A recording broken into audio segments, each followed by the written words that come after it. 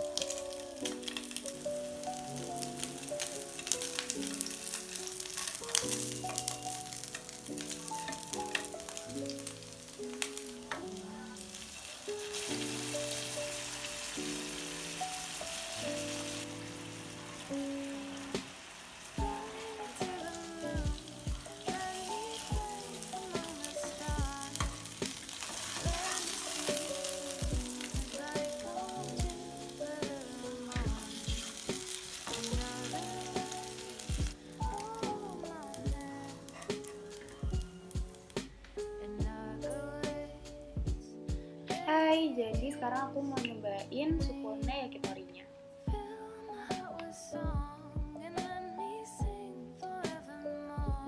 Teksturnya sedikit kenyal sama empuk banget ini dagingnya. Terus waktu aku kunyah itu ada aroma freshnya gitu.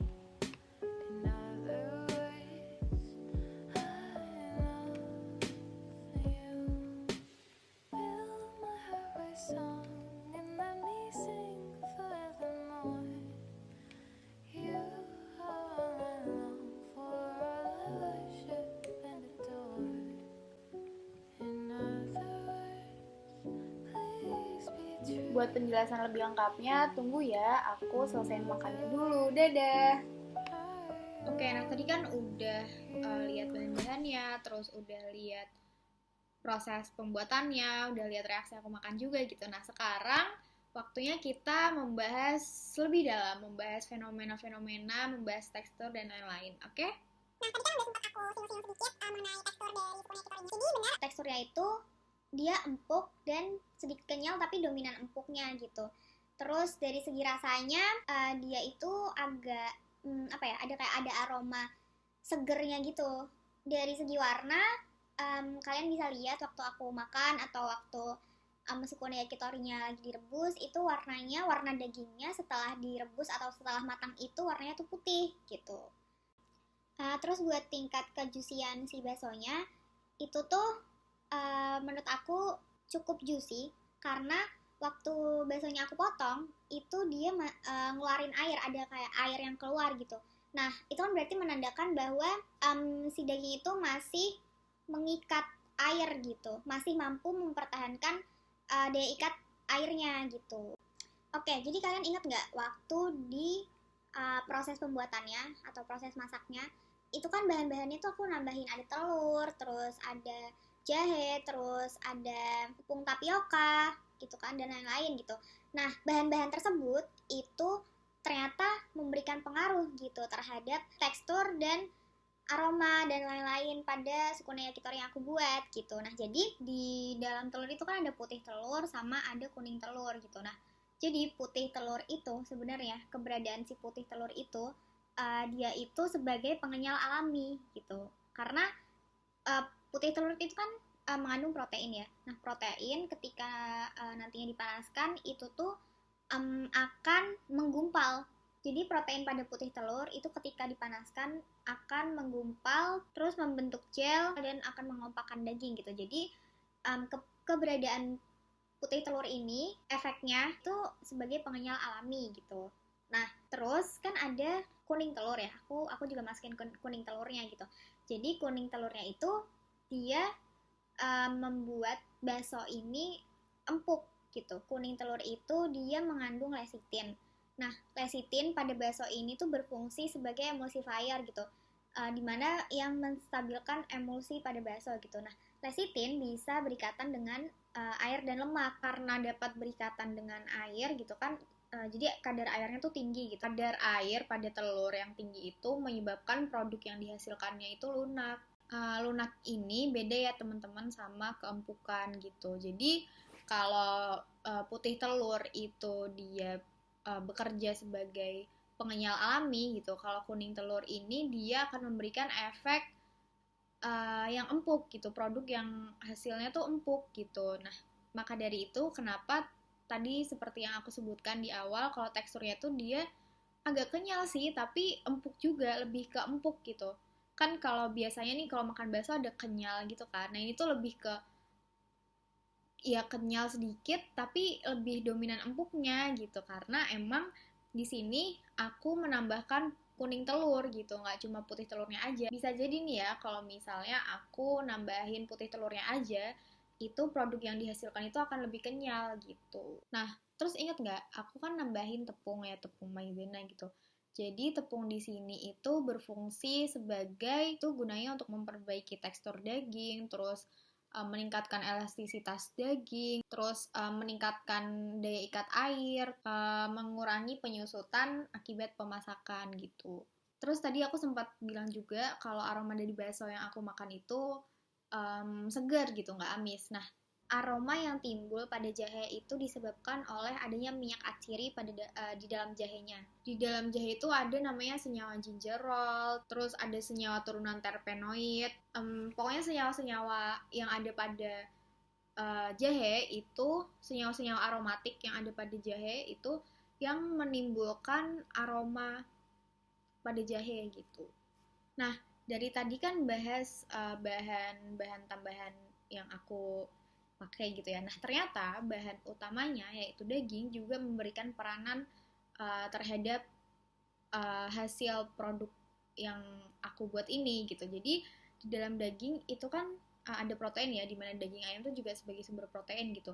Nah, protein pada daging itu gunanya sebagai pengikat, terus memberikan tekstur yang kompak, terus mengurangi penyusutan saat dimasak, dan meningkatkan daya ikat air dan lemaknya gitu. Nah, pada pengolahan daging, prinsipnya yaitu dengan restrukturisasi daging. Restrukturisasi daging merupakan proses pengolahan daging yang berasal dari ukuran daging yang kecil, tidak beraturan, kemudian dilekatkan menjadi suatu produk pangan. Beberapa contoh lain dari restrukturisasi daging ini selain bakso yaitu ada nugget dan sosis.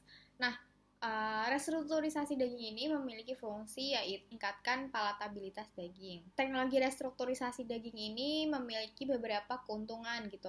Nah, diantaranya yang pertama, meningkatkan nilai jual daging yang kualitasnya rendah, kemudian menghasilkan struktur dan tekstur produk yang lebih baik gitu dibandingkan kalau nggak direstrukturisasi daging. Kemudian meningkatkan tekstur produk yang lebih baik, kemudian proses pengolahan dari produk restrukturisasi daging ini juga cukup mudah, terus dapat meningkatkan harga jual, terus dapat dibentuk dan dibuat sesuai selera gitu. Jadi itulah keuntungan dari teknologi restrukturisasi daging.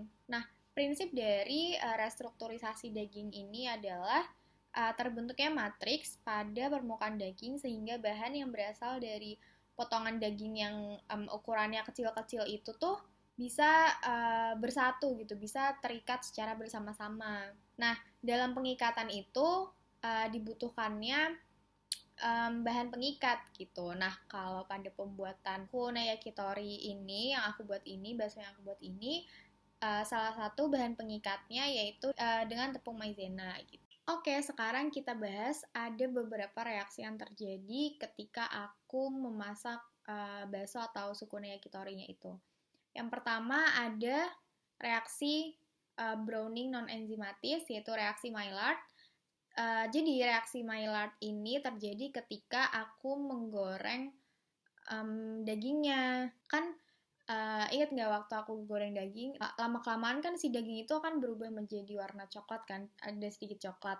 Nah, itu merupakan reaksi Maillard, di mana reaksi Maillard itu adalah reaksi yang dapat dikenali dengan memanaskan gula reduksi dan senyawa asam amino yang menghasilkan warna coklat gitu. Nah, warna coklat itu yaitu zat melanoidin. Contohnya pada pemanasan pada daging. Nah, yang kedua ada reaksi browning non-enzimatis, yaitu karamelisasi gitu. Kalian masih ingat nggak waktu aku nuangin saus ke daging di atas panci yang panas gitu ya?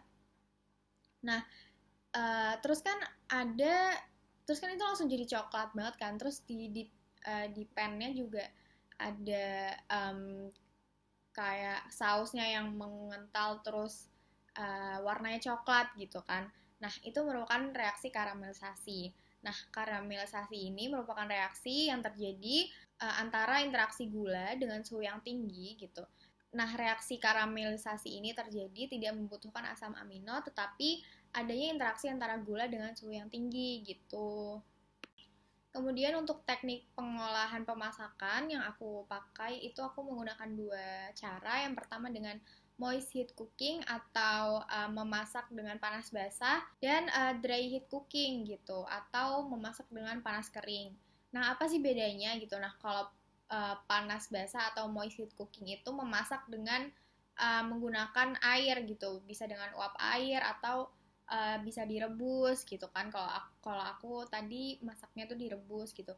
Nah, kemudian kalau dry heat cooking ini memasak tanpa menggunakan air gitu. Jadi kalau dry heat cooking yang di dalam tahap ini itu adalah ketika aku menggoreng baksonya dengan sedikit minyak gitu. Intinya kalau dry heat cooking itu memasak tanpa menggunakan kelembaban.